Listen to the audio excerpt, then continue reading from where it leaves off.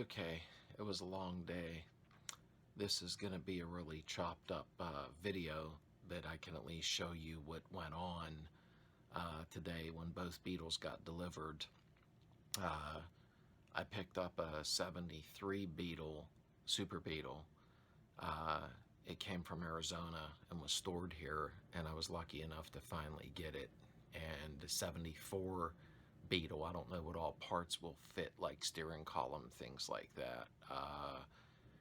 That I'm going to use for it. It's just a parts car, the blue one you'll see. But this isn't probably a very snazzy video, which you're used to seeing, but I did just start, so bear with me, okay? Try to like and subscribe if you want to.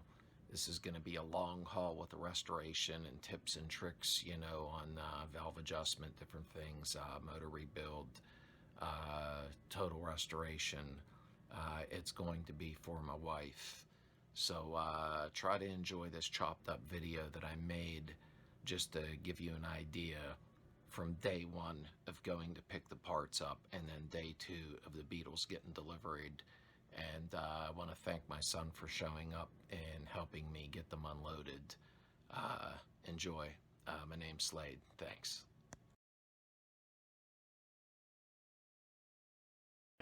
Went ahead and getting the Beetle project I'm doing for my wife. It's a 73 Super Beetle from out in Arizona. I'm also getting a parts car with it. If you want to take a walk in here, I'm going to totally disassemble it though, and you know, may lift the body, put new pans on if need be, but I want to do a ground up on it for my wife. It's kind of a dedication. I'll keep everybody in tune with this, and I will film the whole restoration project the whole time, everything I'm doing to it.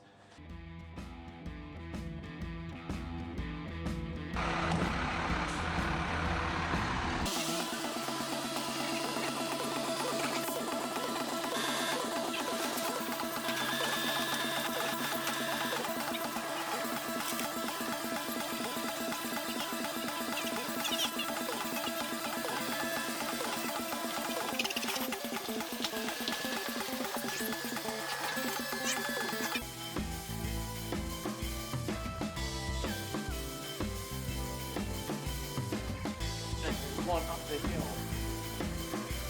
There it is. That's the Arizona one. Here she comes. Yeah, we'll put that toggle back up.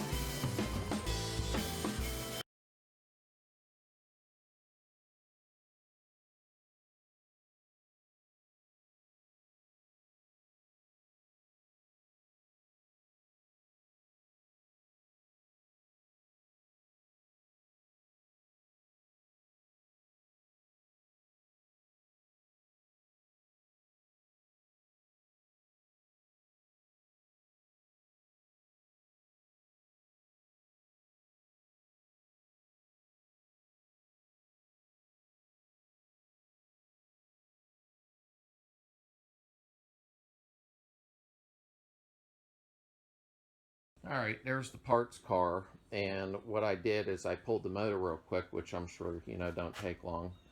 The apron was already cut off the back of this car, so it kind of made it simple, even though Beetle engines are not really hard to get out. There's a semi-auto stick tranny in it, but it actually works perfect, so I'm going to sell that off cheap to somebody who needs it. But there's the motor that came out, 1600 dual port AS41 case, and I may not split the case. It's a good running engine, so I open a can of worms, but I'm going to put new pistons and jugs and relap valves and stuff like that. So I'll be doing all that videoing, filming, blah, blah. I got the fuse box pulled down because I'm going to need that for the restoration project. There's no fuse box in it. So I started pulling that apart. One thing I'm amazed is, look at that dash for a Super. Usually they're all cracked. I mean, this thing is in really good condition. I'm shocked. So I'm going to take that out very gentle and make sure that polish it up and make it look pretty. There's just so many parts, it's unreal. I am going to take these pedals because they're a little bit stiff and I'm going to take it apart, clean, grease, do whatever needs done to make them smooth again. And you guys will be along for the ride when I do that. What I am going to do, you know, most people, you know, when you're hitting the gas, of course, you're bumping the back of the brake pedal because it's so close for people with larger feet. I'm going to fabricate the brake and the clutch pedal over slightly to give some clearance. So I don't know if I'm going to cut, go like that, put it on, or if I'm going to bend, heat it up, but I'm going to do it live when I do that, so that maybe people can get some ideas on having more room for their feet down there instead of the pedals being too close together. We'll see what happens there. And if I screw mine up, you know not to do it, but we'll do it together. Sorry about the shaky hands here because my back's twitching. 34 Pick 4 came in a box of parts, and I don't know if it's any good, so I'm going to clean and rebuild it, and I'll do that while filming. But the point being, I usually seen 34 Pick 3, not 4, so I don't know what's up. Never seen one. But point being, and I'll go over something real quick here. When you're doing these carburetors, I got a really bad angle. I need somebody to film me. A lot of people will adjust this arm for their idle. You don't do that. You don't do that at all. And I'm sure a lot of you do know not to, but for those who don't do that.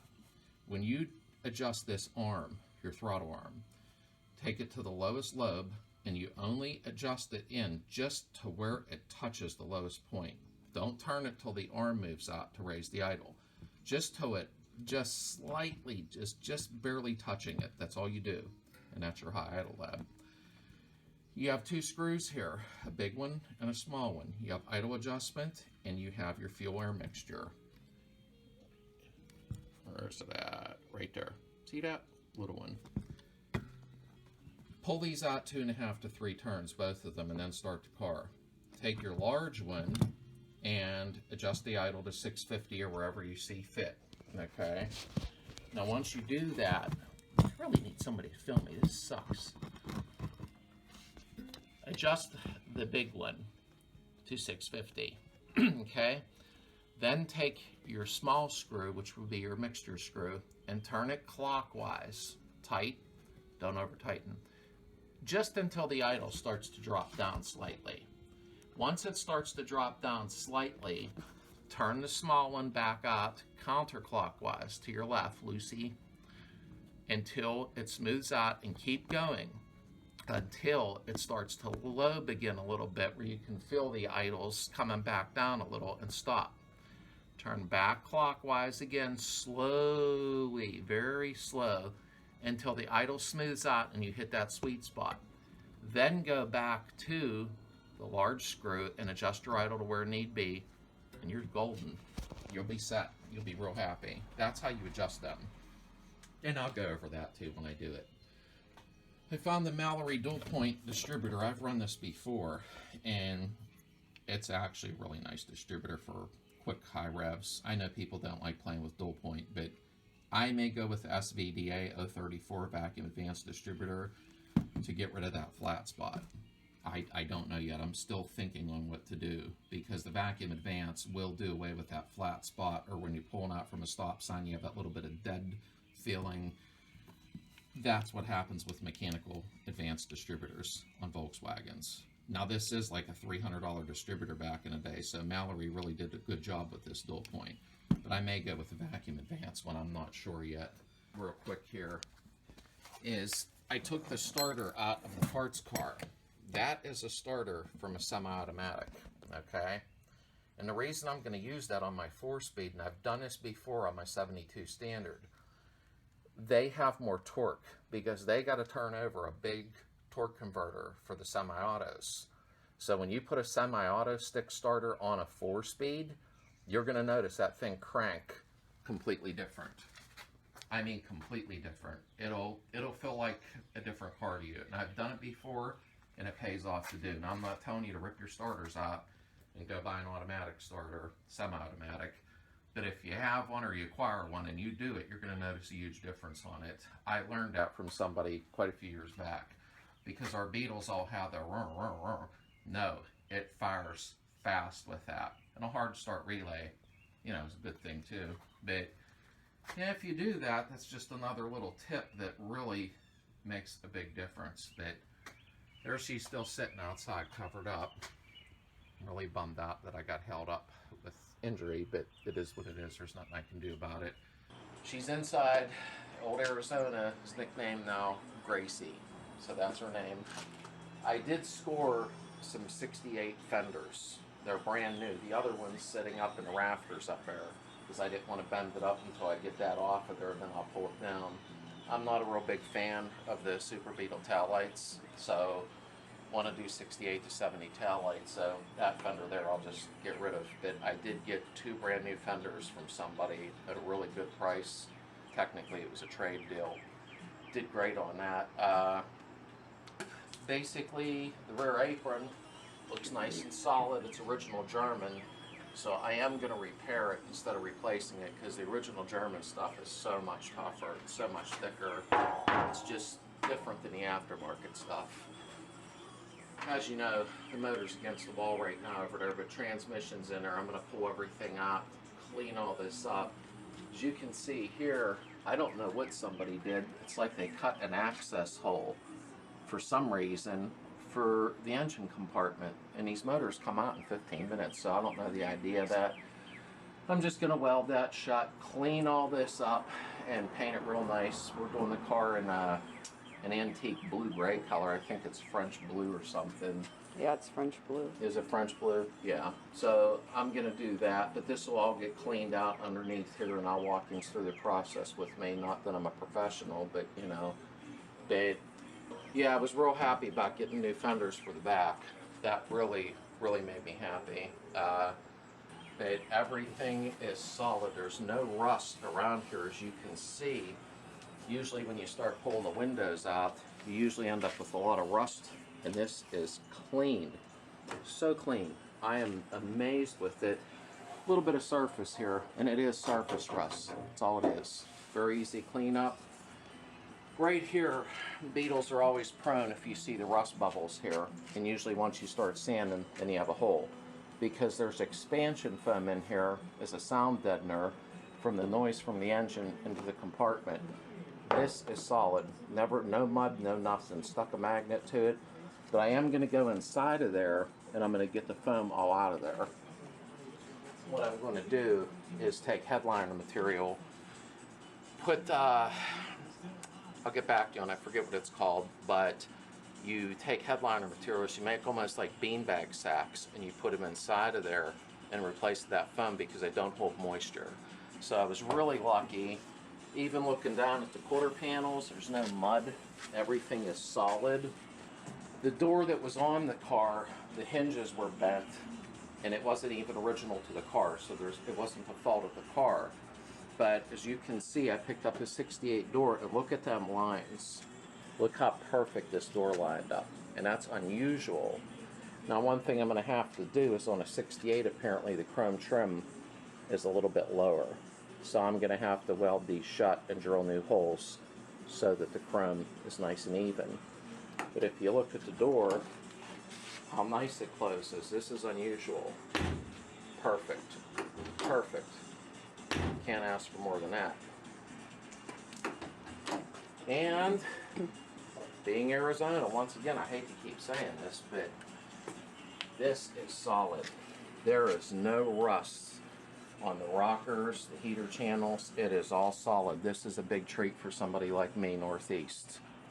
It is very solid. The floors will need wire wheeled, Core 15 put on them, but you look at the driver's side here, everything is solid. I am so thrilled about this. Even back in here, as you can see, it's all solid. Luggage rack back there just needs cleaned up, but there is no rust. It is solid, solid, solid. This is a great treat for me, and I'll show you the other side when we get over there. I have this to deal with. It's not going to be fun, but it is what it is.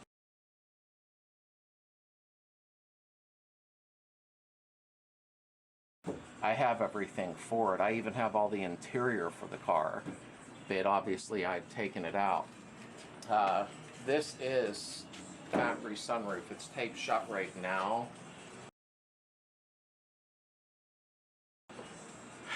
The last guy that had it, he had it stored in his garage, and it kept falling down in and sliding back, so he just taped it shut, which was perfectly fine.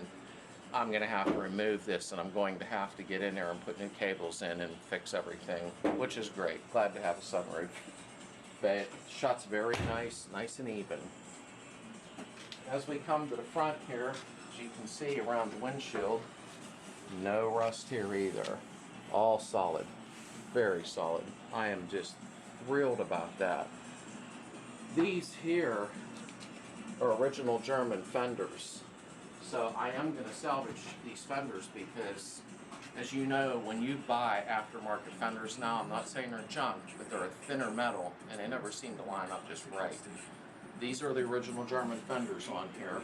The problem we have here, the only thing that went bad on them is the headlight buckets.